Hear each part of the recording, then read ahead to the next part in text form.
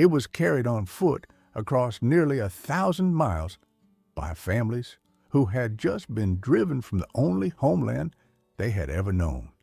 It asked for almost nothing: poor soil, modest rain, a pole or a cornstalk to climb, and it kept producing anyway, season after season, in whatever ground its keepers landed on next.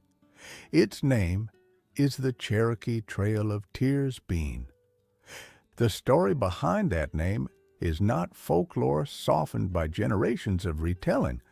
It is a documented act of survival, seed by seed, kept alive by people who had lost almost everything else.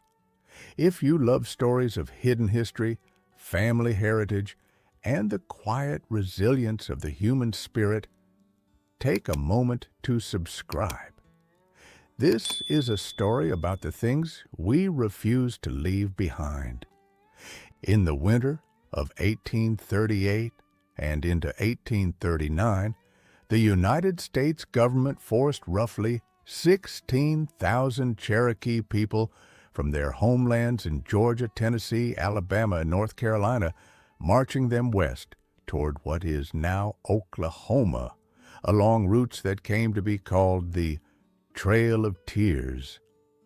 An estimated 4,000 people died along the way, close to a quarter of the population, from cold, disease, hunger, and exhaustion, on a journey undertaken almost entirely on foot in the depths of winter, with wagons and supplies chronically insufficient for the number of people on the move. Families were given little time to gather belongings before soldiers moved them out of homes many had lived in for generations, and much of what was left behind was looted or seized in the days that followed. What people carried, they carried because they chose it, above nearly everything else they had to leave standing in an empty house. Among what some families carried were small, dry black bean seeds, tucked into pockets, sewn into the hems of coats, kept dry and close through a winter that killed thousands of the people who kept them. A seed is small enough to carry and stubborn enough to be worth the wait. Planted again in unfamiliar Oklahoma soil, on land nothing like the homeland it came from, it grew. This is not a story about a plant surviving a drought.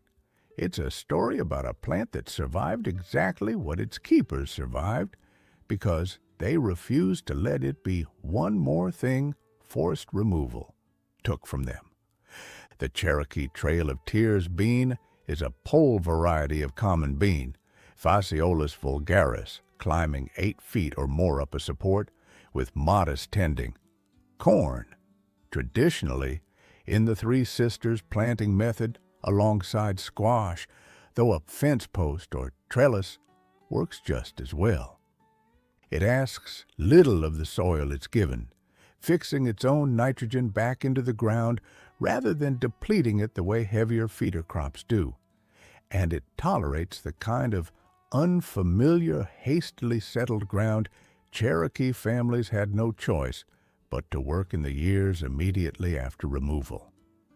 Compared against lean beef's roughly 21 grams of protein per 100, dried common beans generally run in a similar range, closer to 21 to 24 grams per 100 grams, depending on variety and preparation, a serious protein source gram for gram from a plant that needs no pasture, no feed, and returns fertility to the soil it grows in, rather than taking from it.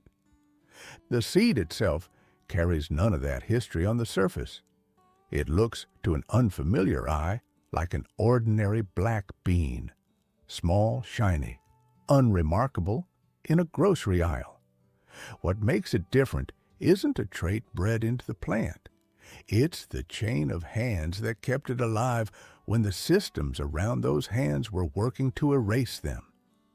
Removal wasn't the only threat this seed, and the knowledge behind it, would face. Federal Indian boarding school policy, beginning in the late 19th century and continuing for decades, forcibly separated Cherokee and other Native children from their families specifically to disrupt the transmission of language, tradition, and practical knowledge between generations.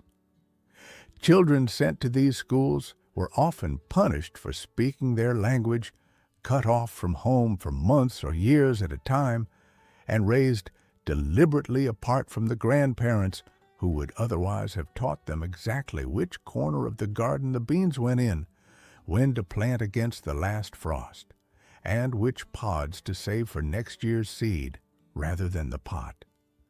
A seed only survives as long as someone plants it again the following year, and that knowledge only survives if it's handed down face to face. A policy built to sever grandparent from grandchild was, among everything else it damaged, a direct threat to exactly that unbroken chain. It's tempting to picture that chain as fragile, one missed planting away from disappearing entirely. The truth is more remarkable than that. It didn't break. Cherokee families kept growing this bean in Oklahoma in home gardens year after year, largely outside of any institutional record, for the better part of 2 centuries. Nobody was cataloging it in an agricultural database. Nobody needed to. It was what grew up the cornstalk in the same corner of the garden every summer, tended by people who had learned exactly how from the people before them, in gardens that outlasted the policies built to interrupt them. The bean's wider recognition beyond Cherokee communities came later and slower through the seed-saving movement of the late 20th century, as heirloom gardeners and organizations began documenting and redistributing regionally significant varieties that had never entered commercial agriculture. Seed Savers Exchange, founded in Iowa in 1975, became one of the channels through which the Cherokee Trail of Tears bean reached gardeners far outside Oklahoma, its name and history preserved and passed along deliberately with every packet, rather than left to fade into an anonymous heirloom black bean label, the way so many other varieties quietly have, their origin stripped away somewhere between a farmer's saved jar and a seed catalog's product photo. A seed can survive without its story attached, but something real is lost when it does.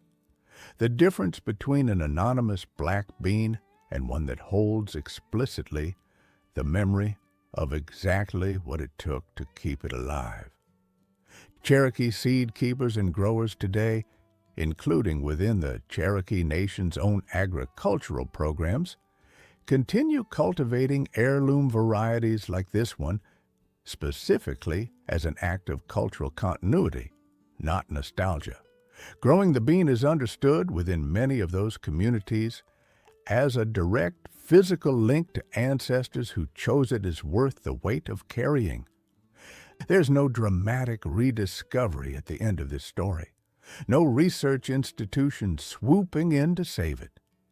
The Cherokee Trail of Tears bean was never lost in the first place. It has been in continuous cultivation, hand to hand, for close to 200 years, through a removal designed to strip a people of their homeland, through a policy designed to strip children of their heritage, and through a century in which almost nothing about American agriculture was built to remember plants like it. A gardener growing it today, whether in Oklahoma, North Carolina, or a backyard nowhere near either, is doing something small and specific, continuing a chain of hands that a government once tried, by policy, to break. The bean climbing the pole doesn't know any of that history. The person who planted it usually does. If this changed how you look at a seed, hit like and pass it along to someone who's never thought about where their food story actually starts. Drop a comment telling me, Is there a seed, a recipe, or a plant in your own family that's been carried the same way? I read every one. Take care of what you grow. It will take care of you. I'm Elias Ford. See you in the next one.